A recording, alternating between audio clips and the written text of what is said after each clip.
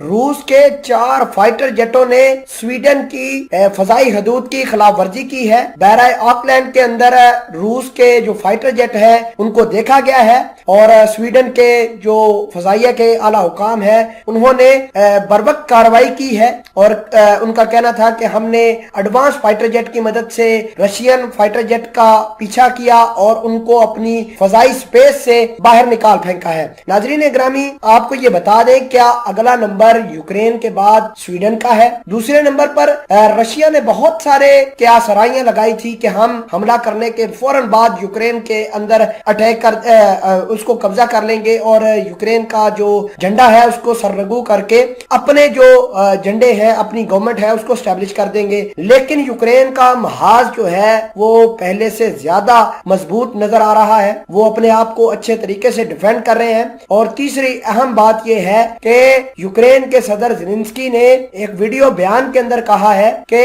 अभी तक रशिया के जो बमबारी है उसमें तातुल बरकरार है, किसी तरह की कोई कमी वाकया नहीं हुई और रशिया के सामने हम डटकर खड़े हैं। इन सभी खबरों के बारे में आज की इस वीडियो में आपके सामने कुछ फैक्ट्स रखेंगे, कुछ फिगर्स रखेंगे ताकि आपको मालूम पड़ सके कि रशिया की नाकामी क्या है, रशिया किस तरह अब बैकवर्ड जा रहा है। तमाम तर चीजें मिलेंगी आपको इस वीडियो में। छोटी सी गुजारिश है कि आप हमारा यूट्यूब चैनल हसना टीवी को सब्सक्राइब करके पास मौजूद घंटी के निशान को दबा लें ताकि लेटेस्ट न्यूज आप तक बर वक्त पहुंचती रहे। सबसे पहले आपको ये बता दें कि सदर ज़ेलेंस्की ने ऐलान किया है कि यूरोप वाले देर किस बात की कर रहे हैं, रशिया के ऊपर अटैक करना चाहिए। दूसरे नंबर पर सदर